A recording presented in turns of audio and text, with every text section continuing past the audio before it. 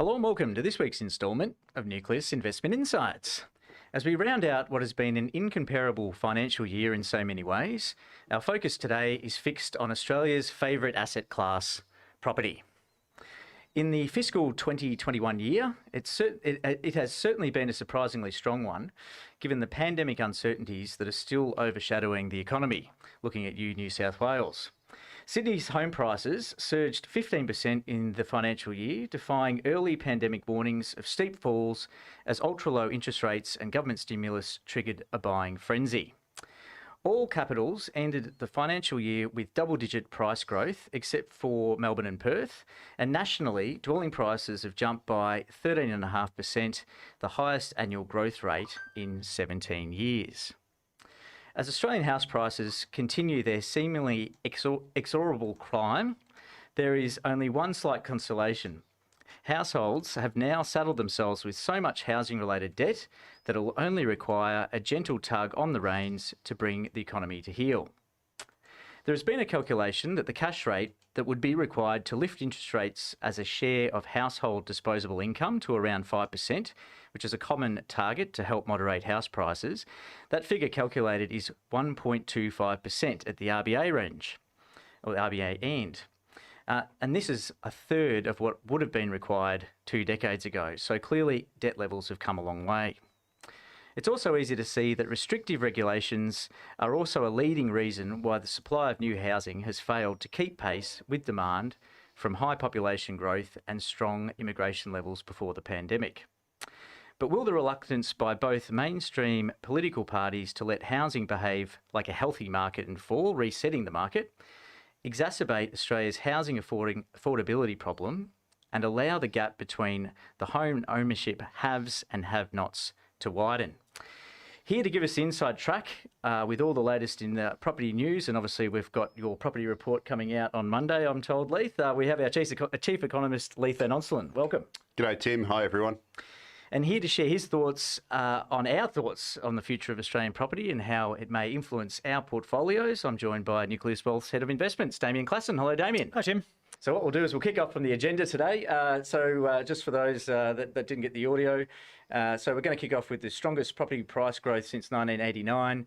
We're going to roll around then to the mortgage market, which is booming. Some words around that. Having a look at the economy, which is also booming.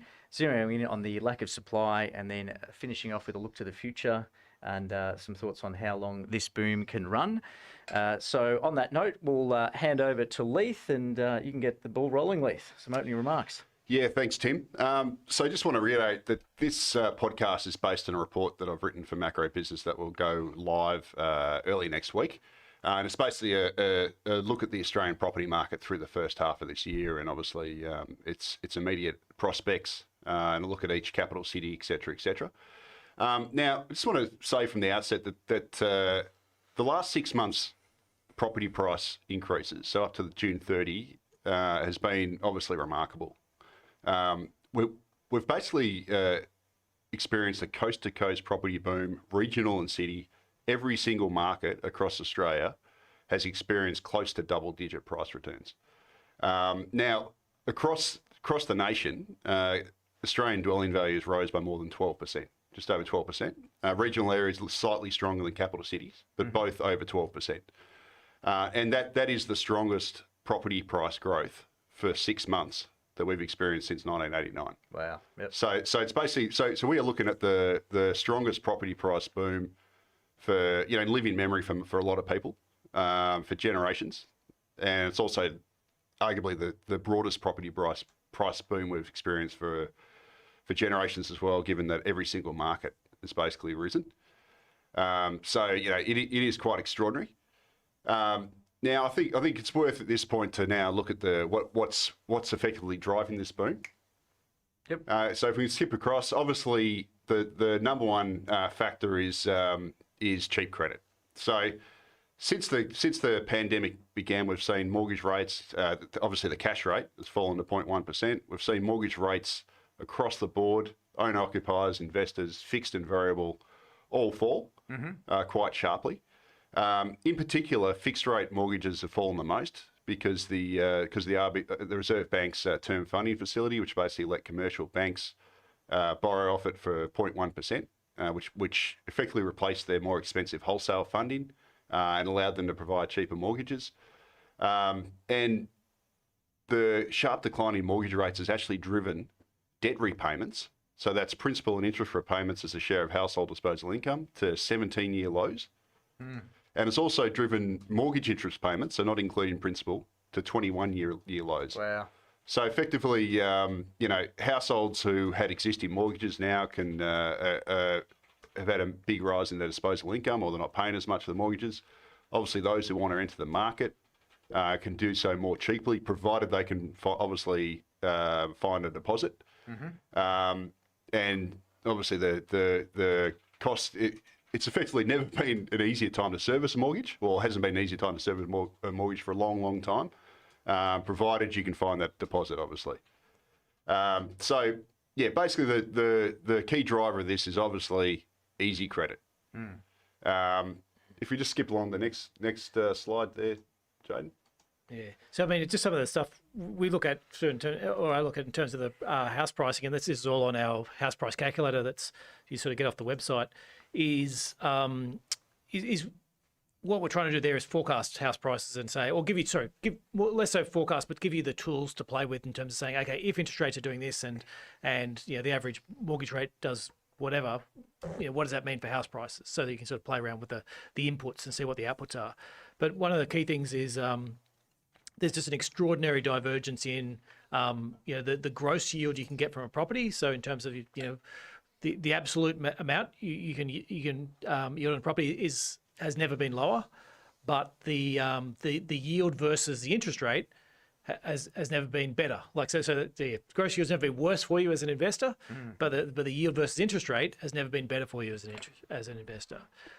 There's a few ones just in terms of that, as Leith was saying, never been worse time to have to save to buy a property or get a deposit.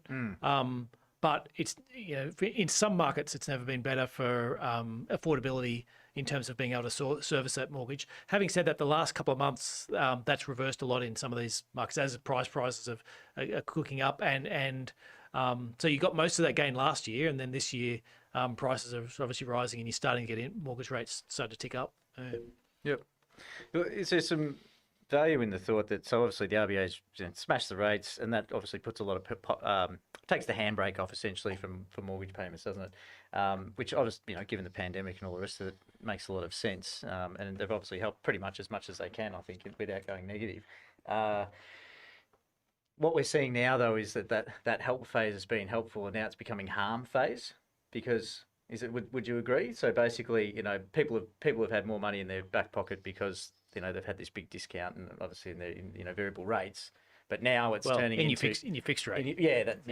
But now it's actually turning around and becoming a harm factor, because people are going, oh, hang on a second, now I can borrow even more than I could previously. Do you think that's sort of the case, or is it? Oh yeah, absolutely. I mean, this is obviously all this cheap money, etc., has encouraged more people in the market, and that's obviously bid up prices, and it's going to create a longer term issue down the track. Because as prices ratchet up, obviously it's debt levels ratchet up. Yeah, that's it. So debt levels ratchet up, and it makes it harder for the next generation. But that's basically what we've had the last 20 years. I mean, this is nothing different.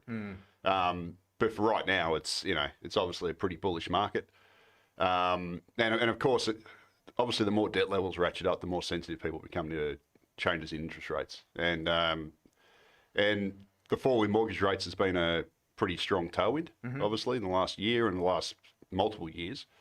And once mortgage rates begin to edge higher, whether that's fixed rates because the term funding facilities ended, or stop taking new applications, or because the RBA eventually raises the cash rate, it's going to obviously come back to bite. Yep. But for the here and now, and having said that, though, it's in a way it's just limiting their ability to raise rates again, though, isn't it? Like, I guess the RBA aren't going to raise rates for the sake of it. They'd obviously like to have higher rates, more normalised rates, but if by raising it by 50 basis points, they're going to smash the housing market. Well, they'll only raise by 25, and they won't have to do anywhere near as much as what they would have done. Or alternatively, once they raise rates and then we get another downturn, it could be another repeat of the COVID downturn or the one before that after the Royal Commission, they can just go to negative interest rates, which would be the next step because, we'll just repeat the cycle again. Yep. But, so anyway, that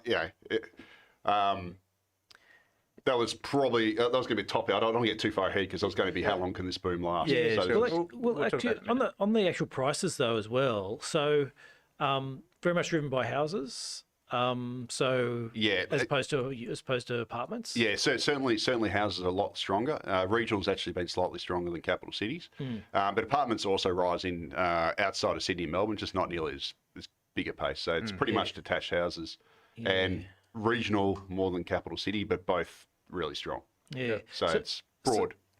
So if you're looking for causes, I guess I'd look and say, okay, yes, the interest rates have certainly had a decent amount to do with it, but there's also this structural issue of more people now want, because people have been stuck in lockdowns, more people now want houses, and houses, there's a whatever it is year-long process to get them built. So we've got a structural sort of shift, and I don't know if it's quite. We've been talking about our inventory super cycle in this extra demand for things, but I guess what I'm saying is there's one part of it's a shorter term structural change there, and then there's that other shorter term structural change when people want to move from cities to regional areas. And again, although we do have, there are a lot of restrictions in terms of building in a lot of these regional areas. There are acres and acres of land. If you wanted to, you could certainly expand a lot more quickly than you can, say, in the middle of Sydney or Melbourne. Mm-hmm. And so I guess the question is, how much of this do you think is interest rates, and how much of it is structural change in terms of what people are demanding is different, and the supply is, it takes a long time to come on? I think it's 90% interest rates right now. Yeah. That structural stuff's going to come back to bite. But I think here and now. So 90% interest rates, but then how does that explain why apartments haven't really moved? And No, apartments have gone up. They just haven't. I mean, Melbourne apartments not so much, but but it's Sydney apartments haven't moved much. No, but Melbourne houses have rocketed, and Melbourne's had negative migration. Exactly. Negative internal migration. We've lost population here. But I guess that's what I'm saying is interest rates certainly have a deal in terms of the whole market. If you didn't have low interest rates, then nothing could move up. But there has to be a certain amount where you say, well, if this asset's hardly rising, this other one's rising at double digits, then there must be a certain amount of it that's a structural change in people's preferences. Oh yeah, no, it's definitely that. But if we're talking about the whole market, right? If you look at dwelling values nets out detached houses, nets out apartments, right? So if Australian dwelling values have risen 12% plus, and apartments have risen 6%, and houses have risen 15, whatever, it nets out anyway. So interest rates are still the driver. Yes. It's still the predominant driver. Obviously, they're the predominant driver. I mean, there is some of this other stuff, and some of this other stuff I'll get into in just a sec. But first and foremost, it's interest rates, and if anyone's watching live, they can see the chart here of mortgage finance. Which in response to the interest rates, in response to people not being able to spend anywhere else, in response to, all these factors, but mostly interest rates, mortgage demand has rocketed to levels that we've never seen before. Like literally, it's, almost double year on year. And it's been driven mostly by, it was initially by owner occupiers, but in the last few months, we've seen investor mortgages now return basically to their 2015 peak. So owner occupiers' mortgages are running way above their previous peaks, and investor mortgages are basically back to their past peak. And the other factor, like as I say, 90% interest rates, that's obviously the demand side, but also we've had a big shrinkage in the market supply. So this is different to structural supply, actually building homes, but homes listed for sale are tracking 25% below the 5-year average. Yeah. So we've got this, and my view is that this is creating a sort of sense of FOMO. Yep. In that you've got a whole bunch of people wanting to get in, they've got access to, once in a lifetime low interest rates, etc. Yep. But there aren't nearly as many homes listed on the market. Part of that's because people are worried if they sell, they've got to buy into the same market. and they don't think they can afford it. Yep. Or they could just be hanging on for higher prices. It could be a whole bunch of reasons. And obviously, low interest rates, if you're land banking, for example, it makes holding land cheaper as well. But whatever the case, you've got this record mortgage demand butting heads with the lowest supply on record. The records don't obviously go back that far, but 25% below the 5-year average. Yeah, it's crazy. So it's this classic supply-demand situation there in the market. And obviously, if you're looking at places like Melbourne and Sydney, which are auction-based, you can create a lot of competitive pressure very quickly. And we've seen that in Sydney, which has led the nation pretty much, going absolutely gangbusters. Melbourne has been held down a bit more because of the pandemic, etc. But this rampacious demand meeting limited market supply is creating is obviously creating tightness in the market and bidding up prices. And if we add to that, if we just skip along to the next one, thanks. At the same time, because of the ginormous amount of COVID stimulus we got last year, household finances are actually booming right now. Household disposable income had its biggest increase pretty much, I think, since the GFC in the year to March off the back of stimulus. So we effectively, disposable income basically flatlined for a decade or so, and it's risen quite sharply because households and the economy is pumped with all this extra money. Households also can't spend it. And obviously they couldn't spend it because it was lockdowns, etc. And they're also so households actually in the year to March 2021 accumulated $200 billion worth of savings. So now that's money that's obviously available now. It's basically pent up stimulus. So it's stimulus that hasn't been spent yet, and that's even though JobKeeper and JobSeeker and all these other things have ended. That's money that is effectively that can be spent now. Australians can't travel overseas. A lot of them have got this money and they're going, well, I'll put it into housing, whether it's renovations or buying a house, whatever. So they're in obviously a pretty strong financial position there, and that's arguably given them more confidence to go out and push up property values. And if we just skip on the next one, at the same time, which builds in that same theme, we've got the tightest labour market conditions on record. So the unemployment rate, the underutilisation rate has fallen to around pre-COVID levels. Well, underutilisation a bit lower, but more importantly, the number of unemployed people and underemployed people per job has fallen to the lowest level since record. Per job vacancy has fallen to the lowest level since records began in 1983. So which means that getting a job's a lot easier for people. But at the same time, it also should put upward pressure on wages, which should then also feed into household disposable income. See, I've got a little bit of a pushback on this one. Not that I think you're in the right direction, but I guess my issue is, without taking people too far, the beverage curve, and basically it's this relationship between jobs and job ads. Skills mismatches. Yeah, that's right. And so it's sort of saying, okay, well, when there's lots of job ads, you get low unemployment. When you don't have many job ads, then you get high unemployment. And as the US, and I'm just looking at the US data, they took this after the financial crisis, they took this structural jump upwards, and I guess my explanation for it is, you had a lot of people who were out building houses pre that who now didn't have a job, and they needed to learn how to code, or they needed to learn how to reskill, serve coffees or whatever it was. And then it took sort of 10 years for it to get back to its ordinary line, and it just reached the sort of the ordinary line. And then now we've had this next one and a bigger jump where I guess your average flight hostess, for example, hasn't Can't suddenly become a nurse. Exactly. Now needs to retrain, and so there's like this structural change, and I guess that's what I'm just not sure about in terms of the. So it's the highest on record, but we had relatively weak wage growth post, and that's what I'm just not quite sure whether that necessarily means strong wage growth. And then the other part is... Oh, no. It doesn't necessarily mean strong, but it's stronger. Like we're going to have upward pressure on wages. And a lot of that's because the borders closed immigration. Yeah. So, I mean, look, we are seeing shortages across the board.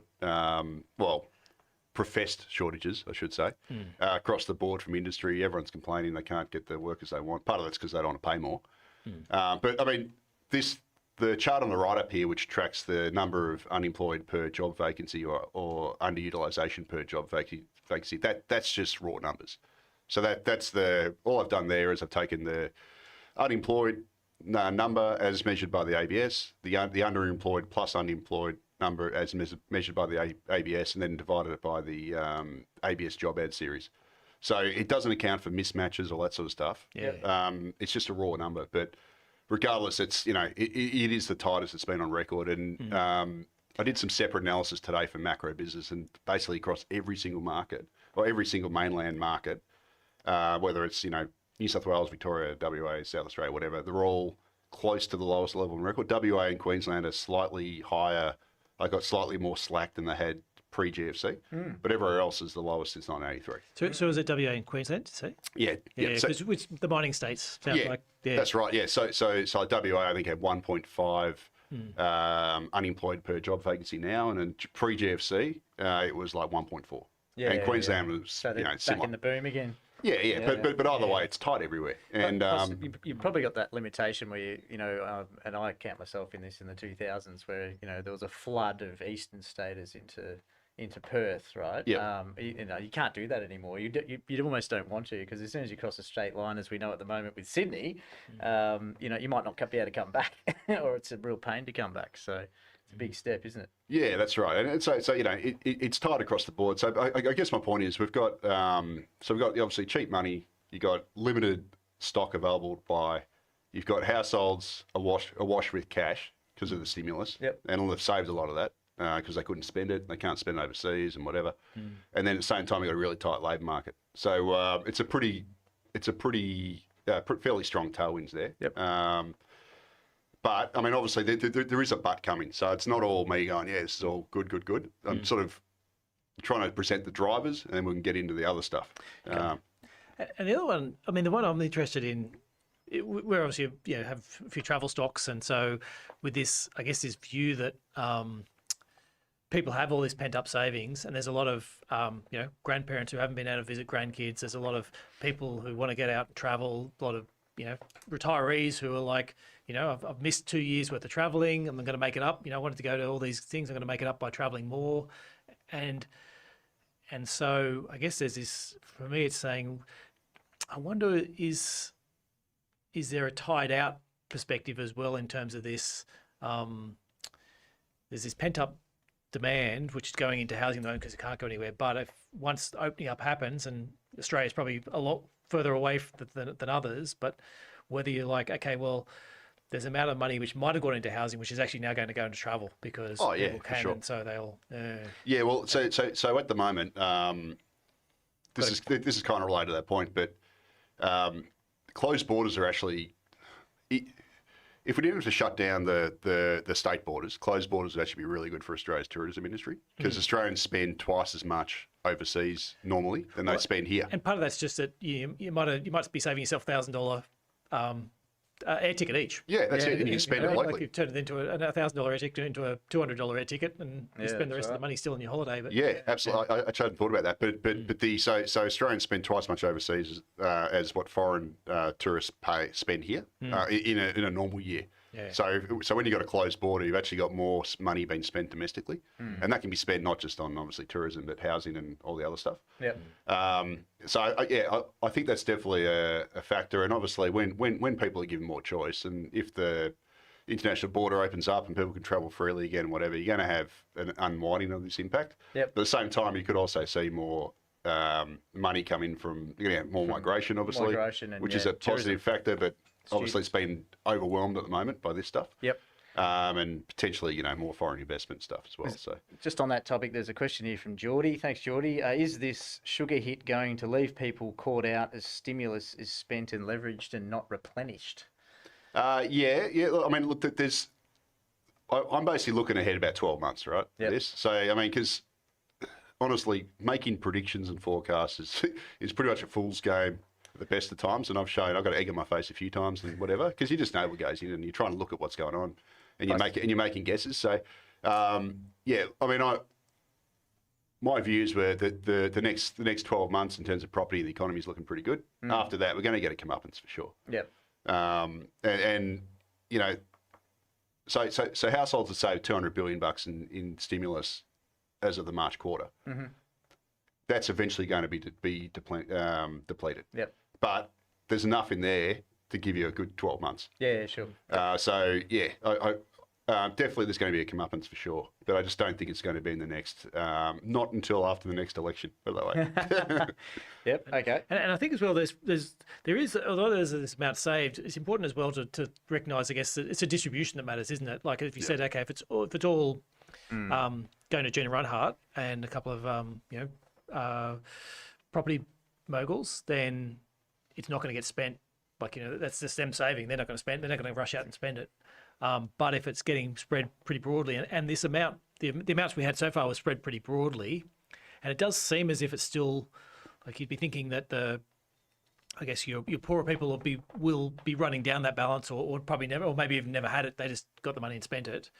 And but it's really this middle class, isn't it? That's saying, okay, well they've saved up the money and they're out spending, and they're the one that's bidding up the house prices as opposed to unit prices, and people trying to get families, and they're the ones not travelling, who might have otherwise travelled. And then so it's a question about saying, well, for me, they're the ones I'm really watching in terms of saying, will this house price keep going? Because if it starts being that they start running their savings down, and you start going, okay, now it's only the really rich people because company profits are so great that are picking up, then they're not going to be able to drive the housing market by themselves. No, absolutely. Maybe the high end, but the sort of broader part of it's not. And I would guess that the lower part is has already started depleting their savings if they ever had the savings in the first place. Oh, absolutely. Yeah, this will be driven by the middle band. Like the wealthiest aren't going to drive the market. They're just going to chuck it on the pile. Yeah. Which is basically always the case. And there is another dimension to this too. Obviously, the big rise in household savings has gone in the banking system as deposits, which are then accounts. What obviously helps them, gives them an easier, cheap, easy source of funding, which they can then lend out mortgages. As well. So it's a fantastic circular system we've got going here at the moment. Yep. So there you go. Yeah. We'll just skip ahead. So I won't run down too much longer on this, then we can talk about the good stuff. Yep. Just one on the questions as well. If you like, we've got one more here from Mike. Probably just to put it into a reference. Obviously, we've got the RBA at all-time lows, jawboning some slowdown in their large S, I guess, over the next 6 to 12 months. Bond buying is going to be reduced in September. The taper, yes. The taper, yeah. Couple of levers that a couple of factors they look at is obviously the employment rate, and obviously, as you mentioned, it's all-time low, so they've got a big tick there. I'm not too sure what they're waiting for wage growth, though. Wage price. But they actually want to see it before they act. So not just doing it on forecasts anymore. So Phil Lowe explicitly said in his statement of his monetary policy decision the other day, he explicitly said, we've got to see wage growth rise, or we've got to see inflation pressures actually hit, and we're not going to act until we've seen it. Until they actually see it, rather than expecting it. Because I think they recognise that their forecasts suck, and that they've basically produced like wage growth like this as its treasury for a decade and never happened. So they actually said they're going to before they move, they're going to actually wait to see it. So just on that, so obviously wage increases pushes through money and pushes up inflation. And so Mike's just asked a question here, restructural change, should or will the government include property in CPI calculations, so inflation calculations? Would this be a better reflection of our economy in real terms? Yeah, they probably should but they won't. So pretty much they only measure rents. And cost of construction. In the CPI. So they try and keep capital out of it. Yeah, basically, yeah. And it's kind of an international standard, so it's kind of hard to, for Australia to go another way. I mean, maybe they should do an alternative inflation measure, which counts that, but the CPI, they're not going to bother. Yeah, I mean, and if you're doing that as well, you could argue that, well, maybe we should put the share market in, and other assets, that you Although you don't live in your share. But no, but you might live off your dividends or selling. I guess what I'm saying, there's a lot of people who have big share portfolios. So there's sort of that there's that issue about what are you spending versus how much money's out there. And I think that's been our argument all along, which I think Mike's sort of picking up on, is that if there's a lot of money out there, it can go in two places. It can either end up in asset markets and bid assets up, or it can end up in people's pockets who then go out and spend it on consumption. Yep. And the issue we've had is that it's going into asset markets, and partly now because people can't spend it on things they want to spend it on, which is travel and other services. And so it's turbocharging the assets even more. So just I've just done some quick charts in the rental market. So basically, the rental growth is at its strongest pace. I think I don't have my glasses on, so I think it says 2009 on there. But basically, every rental market other than every house rental market is going up solid to strong. So it's experiencing strong growth. On the unit side, everywhere bar Sydney and Melbourne apartments has had a decent rental growth, but all of them have shown an improving trend. Over recent months, and despite that though, despite the property market obviously rising so strongly in values, gross rental yields are actually still pretty high outside of Sydney and Melbourne. So basically, you can get 4% plus gross rental yields everywhere other than Sydney and Melbourne across Australia. So that also kind of it's a pretty crude measure of valuation, but it sort of shows that outside of Sydney and Melbourne, there's still opportunities for neutral to positive cash flow investing or buying. So it's neutral or positive, like cheaper to actually buy a house than to rent it in outside of Sydney and Melbourne. And I'm sure that's actually acting, also a factor in why there's such strong property price demand. And that then obviously is caused by the low mortgage rates. So because money is so cheap, if you live outside of Sydney and Melbourne, buying a place rather than renting it is almost a no-brainer. If you want to stay there long term. Yeah, that's it. Obviously, if it's transient, you just want to live somewhere for a short time, or you're going to be switching jobs, etc. Renting's still good, but outside of Sydney and Melbourne, buying's neutral or cheaper than renting most of the time. Before you go to Bunnings. Yeah, that's it. And of course, that doesn't mean every suburb's like that. Like some are obviously higher yields than others, but across the board. broad brush strokes, that's the way it is. And I'm sure that's another reason why property demand's so high and people are trying to get in, because it's like, well, why pay this rent money is dead money thing when you can just buy in and get in before the prices rise further. Yep. All this FOMO stuff. Oh, that's right. And sorry, but just define a few terms there. FOMO is this fear of missing out. Sorry. So it's the idea that markets are driven by either fear or greed, and at the moment, greed has the upper hand. That's it. People buying in before prices rise further, and they get locked out forever.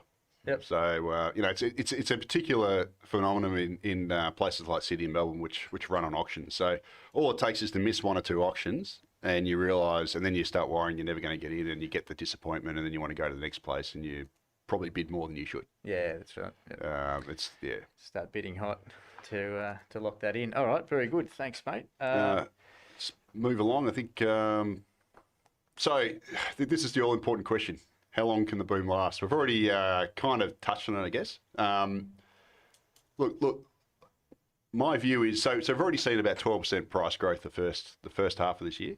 Now this is guessing, right? Obviously this is guessing game. But my view is you're going to get pretty strong property growth over the second half, not as strong as the first. If I had to take a stab in the dark at the national growth rate next 6 months, I'd say probably 8%.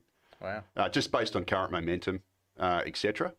And then to slow rapidly into next year. And the reason for that is Phil Lowe, and who's the chair of the Council of Financial Regulators, that's RBA, Treasury, ASIC, APRA, has said on multiple occasions that that the RBA won't raise interest rates until they see what I mentioned before, wages pick up, and and inflation pick up, and they won't actually see it. So, and he said that probably not going to raise interest rates for a couple of years, but he's also said that they are watching mortgage standards and the quantity of mortgage lending. And what we saw in the May mortgage finance data, which came out a couple of weeks back, is we saw investors pile back in big time. Yep. Like investors have been kind of largely out of the market a bit. It started to stir a little bit in the last few months, but last month they rocketed. Yeah, right. And it's now up to basically 2015 levels, the 2015 peak. Year on year, investor mortgages went up, I think, about 120%. But that is, albeit comparing to last May, which was a low point. And I think that's, I've got no doubt that would have spooked the regulators a bit. They're going, oh, geez, investors are coming back. And I believe they'll end up acting with, towards the end of the year, even before the election. The Council of Financial Regulators, and Philo's already kind of hinted at it, will implement some kind of macroprudential curve. So whether that's loan value ratio limits, limits on interest-only lending, interest rate buffers, debt to income, serviceability barriers, something to dampen the mortgage market and aimed at squarely investors. They've done it before. They did it, pre-Banking Royal Commission. They've taken this action before, and I think that'll be their likely move rather than raising mortgage rates. And if that does come into effect towards the end of the year, that's obviously going to dampen the mortgage market and weigh on house prices next year. On top of that, the term funding facility is now not taking any more applications. So we're likely to see, and we're already starting to see it, some fixed mortgage rates are going to tick up. Yep. Which will also, about 40% of new mortgages at the moment, 30% of new mortgages at the moment are fixed. So obviously if you raise the fixed mortgage rate, even if the variable stays the same, that's an increase in overall mortgage costs. So that should also dampen the market. It's funny like that though, because if someone wants to buy a house, obviously you're incentivized by rates being at, getting a home loan at 2.5% rather than 5%. That makes a lot of sense. It's currently about 2% for fixed, so it's incredibly cheap. But if it goes to 2.1 or 2.2 or 2.3, is that going to actually, do you think, arguably provide enough handbrake on it? Or is it more that they need to go to 3? So it needs to take a couple of years for that rise. I guess this is the problem because we're dealing with such low mortgage rates at the moment. Even small changes are decent in percentage terms. That's a good point. So obviously people are way more sensitive now. So for example, a couple of years ago, if you did a 0.25%, if the RBA lifted the cash rate by 0.25, it has X impact. Yeah. Now it's like 2X. Yeah, that's right. Because rates are half what they were back then, and obviously debt levels are higher. So this is all stuff at the margin. But when you look at them combined, if you've got obviously rising fixed mortgage rates, even if it's only 20 basis points, 30 basis points, whatever, on top of macroprudential, which makes it harder to get a loan or makes it more expensive. Those two things combined will weigh on the market, no doubt about it. Easy money's driven this thing. If you make it a little bit less easy, it's going to then obviously put downward pressure. Yep.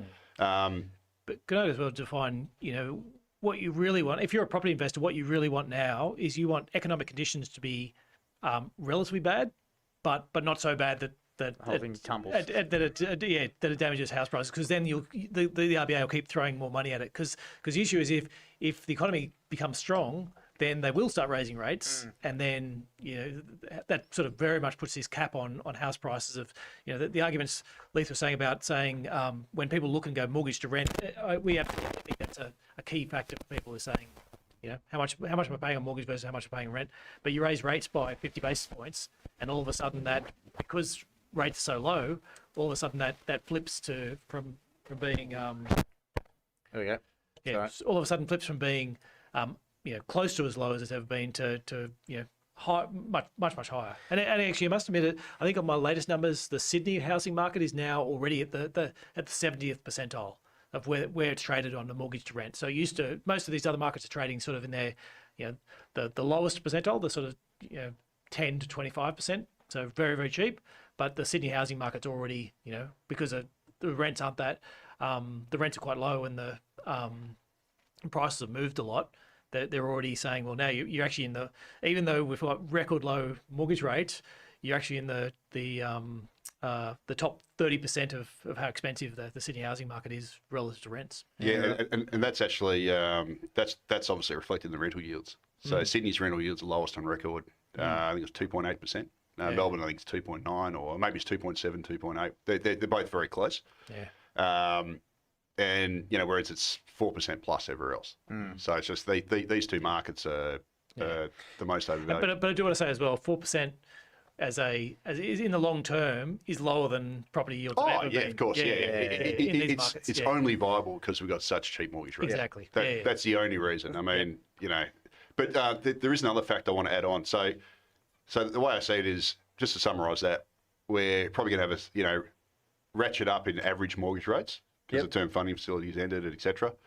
Even if RBA doesn't raise the cash rate for a couple of years, and then macroprudential probably towards the end of the year. I think they'll be forced into doing it. I was going to say it's almost certainly, because stepping on the other side, I guess, and this will get a chuckle out of you fellas, but if you've got the prospect of rising investment loan rates, right, that's just increasing your ability to negatively gear. Like, if you're positively geared and it rises to a point where you're negatively geared, isn't that one of the whole reasons why everyone was getting into property investment anyway, provided these record low rates? Like, I know it's not the same, but from a pub test point of view, is it going to slow you down unless you're physically stopped at the door of the bank by macroprudential? Yeah, well, that's a good point. And the other thing on that, I've been having this debate in my head. I was like, well, will they do it before the election? But in some ways, I think it'd almost be electorally expedient for them to do it before the election, because that way, Scott Morrison, when he fronts the Australian people next year, early next year, whatever, for the election, can say, oh, look, we're taking action on housing affordability. The regulators stepping into blah, blah, blah. Whereas if he does nothing, it might actually raise more questions. But so I don't think... Sorry, you're suggesting he's going to take action? No. Is this because he's going to announce he might take action? No, he won't take action, but he can point to the regulators for doing it. So he can basically spin a positive story around it. Right. Whereas initially I thought, I think they'll probably wait to the election next year. Yeah. But I don't think the election's a barrier. He needs some sort of fig leaf to say we're doing something about housing affordability. Without actually doing anything about it. House prices will never be lower under a government. But he also will do something to stop them being too. He's not actually going to do it. But I guess my point was a part of me was thinking, the election's going to be a barrier to the regulators moving, but I don't think it will be. Because Scott Morrison can spin it anyway. Well, and the thing is, Labor's not going to go to this election like they went to last election with policies that were negative for housing. They're not going to go this time, and so there's no. I guess what I'm saying is you might actually end up the opposite problem. That they're both trying to come out with policies that are going to push house prices even further. Yeah. Because they're basically, Labor said, okay, we're not going to try and defend we need to bring housing affordability because we lost the last election on it. So let's just copy and the most likely route for that is first home buyer bribes, because it works. We know it works. It's good for juicing the market, and it's good for it gives good optics. Yep. Okay. There is one last thing on it. So basically, pretty strong for the second half, about 8%. That's my guess. It's just a guess, guys. Okay, versus 12% the first half, but then slowing through next year because of these factors. And there is another factor which we kind of touched on earlier. If we skip ahead, and it is also we're going to be hit with a flood of new supply of homes next year. So as we know, immigration's fallen to zero in the year to December. Or year to March, I think it was the latest figures. It's basically been running negative quarter on quarter for the last few quarters. Population growth very, very low at the moment. At the same time, because a home builder, the federal government's brought forward a hell of a lot of construction. Now, a lot of that hasn't hit the market yet because it's been built. It's been approved and it's under construction now, but a lot of that will hit the market next year. So I've got this situation where we're going to be hit with a whole bunch of new homes hitting the market next year, which will obviously, with the absence of immigration is going to lead to more supply in the market. Like talking about structural supply and not number of homes for sale. And that should, other things equal, add a little further headwind to property values next year, because it should put downward pressure on rents and also prices at the margin. Although that factor obviously is not as important as the whole interest rate story. But it's just another little headwind that should that should push down price growth next year. Not so much of an impact this year though, because most of the homes won't be built till next year. Gotcha. So that's just one final thing. Reason why the outlook next year is probably okay growth, but pretty sluggish. And then if I had to guess now, I'd say 2023 is going to be a negative year, and we're going to have some decent price falls. Yeah, right. I mean, like similar to previous downturns. Yeah. But this is me now. It goes in way ahead, and so much stuff could happen between now and then. So who knows? But if I had to guess, it'd be slowing next year into by the end of next year, it's starting to go to zero to negative. Yep. And then we have another downturn like we had post mining boom, COVID boom. Pre Royal Commission. The last one with COVID, short sharp downturn before the party starts again. And your upside case is what I was talking about before, which is such a weak economy and such weak recovery that they keep throwing more stimulus and they keep throwing everything keep interest rates really low. And then the issue with the housing market is if it goes on either side of that, so if it's much weaker than that or if it's much stronger than that, then you can start getting negative outcomes for the housing market. So you almost want Goldilocks. A Goldilocks economy for the housing market is a sluggish economy with stimulus and monetary support. Yes, exactly. Yeah. Okay. A couple of questions. I have to see these names sometimes in my head before I say them out aloud. Chittis T, just to make sure it's okay on the radio. Is this bubble sustainable in the long run? When the younger generation can't afford to enter the market, how would this play out in the future? Oh, look, it stinks. There's no other way to put it. Just why I was spent 10 years campaigning against this bad boy, and now it's kind of, to be honest with you, I'm just burnt out by it. But look, I guess if you take a really, really long-term view, no, it's probably not. But it could run for a long time, and my old view was, once interest rates, once the cash rate gets to zero, that's game over because they can't keep lowering it. Well, we've seen what the European Central Bank has done, and against Japan before that. There's nothing to stop the central bank from going into negative rates and basically paying banks to lend. Yep. And I think that'll be the next step. So, if I had to navel goes ahead and guess, the next round we'll see, like 2023, we'll get price falls again. The economy will hit the skids. The RBA will just go into negative interest rate territory, and then they'll kick off another period of rising prices like we're seeing now. And then we'll get another downturn, and then I don't know. Like it'll have to end eventually. Like there'll have to be some kind of accident eventually. Yep. But it could be another decade away. Who knows? It could be we don't know when it's going to be. Well, and it's the point with every sort of asset bubble you look at is some of them do end by prices just sort of moving sideways and for a long time, and then wages will pick up. Rents will pick up, and so then 10 years of that, and then they don't look as expensive anymore. Yeah, that's right. So you can see that, but quite a lot of these as well is when you hit an accident. It's like an external shock. You mean an external shock? Yeah. It's a question about how severe that external shock is, and then can that sort of pull the rug out before the central banks and governments have time to act? I think what the coronavirus really showed was. They're moving fast. Yeah, they're no longer saying, "Oh, let's wait and see how this works out." They're saying, "Well, no, we don't want to let bad things happen." So, shovel money into the furnace. Which means it's a big. It's really about moral hazard now. Is how much moral hazard a society is willing to put up with in order to have stable economies. And saying, companies that make bad mistakes or make mistakes or over leverage or individuals that over leverage if things go wrong, will we bail them out? Yep.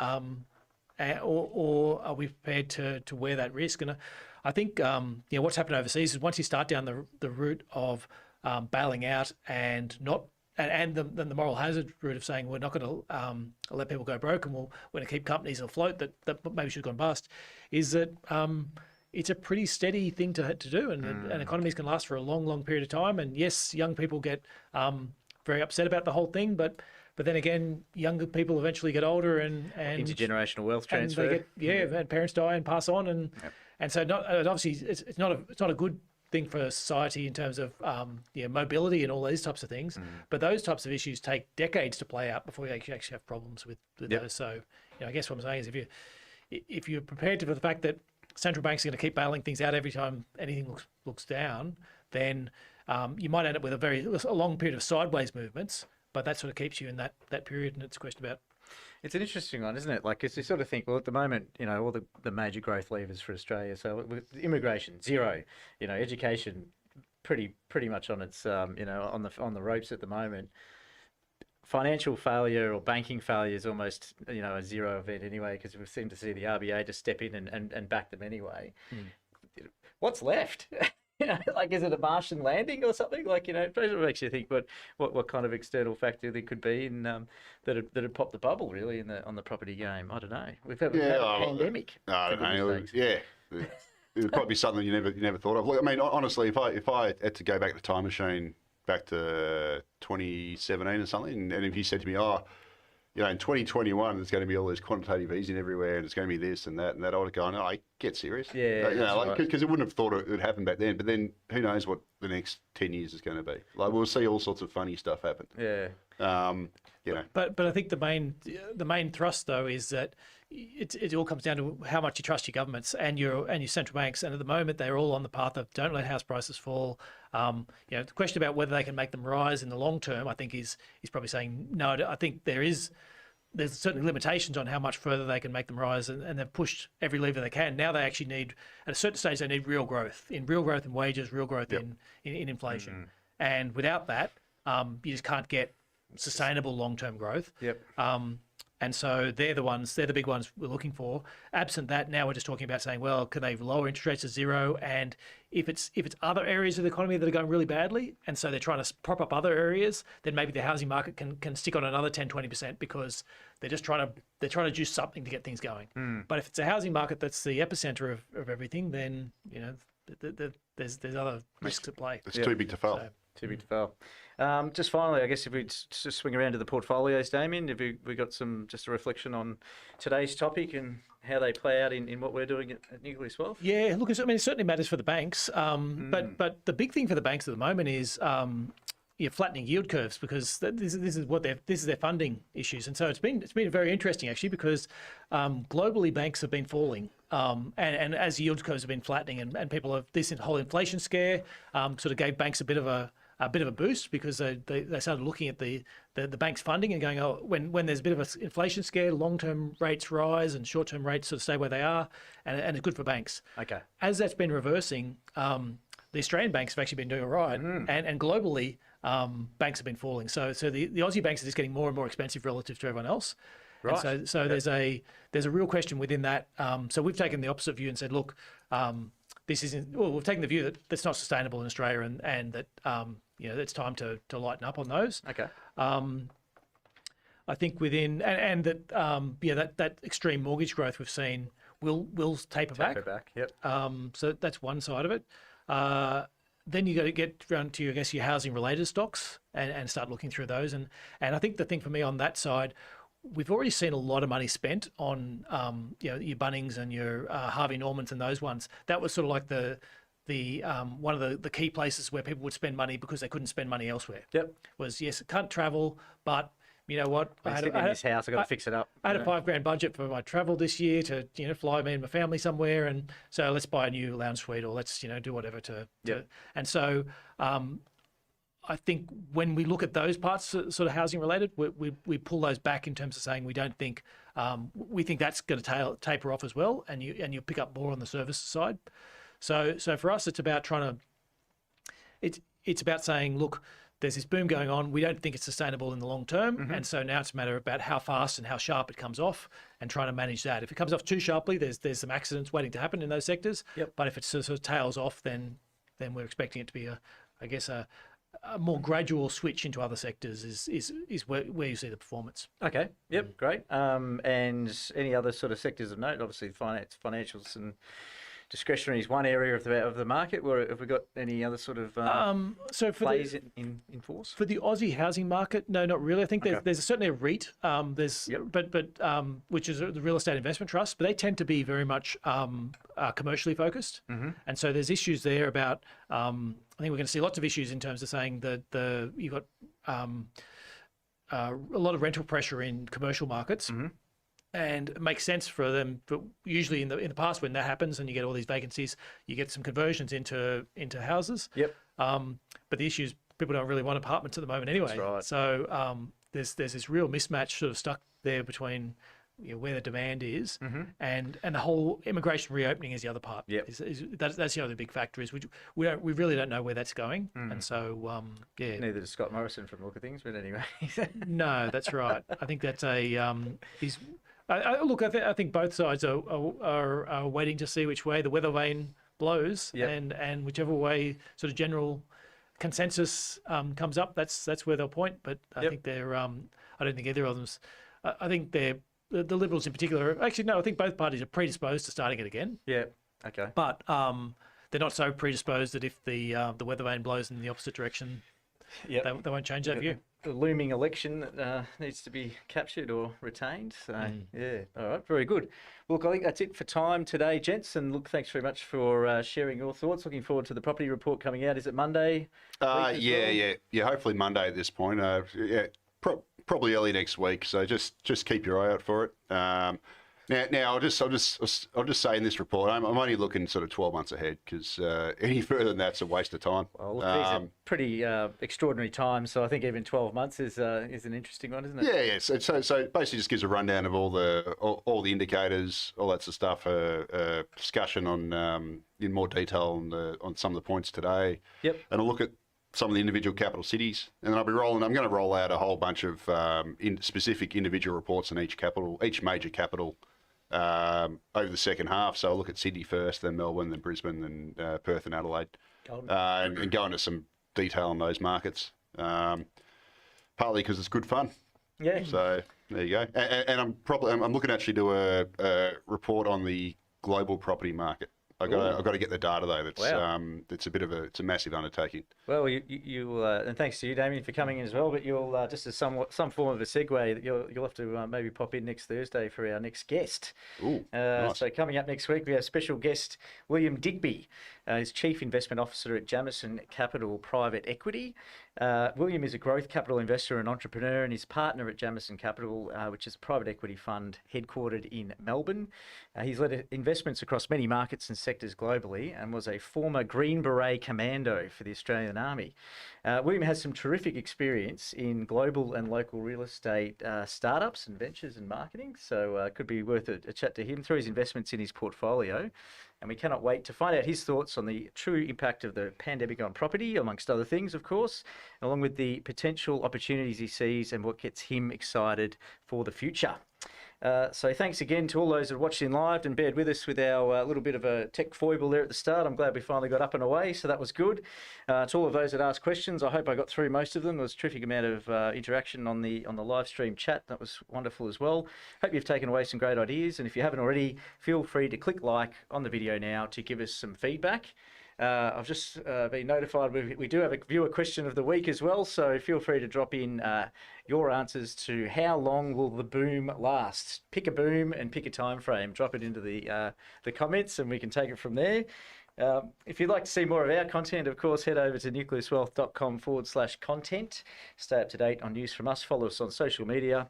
And finally, if you know anyone who'd get something out of today's episode, let them know about it, share with a friend, and help our show grow. So thanks again for tuning in from myself, Tim Fuller, and we look forward to catching you at the next one. Cheers.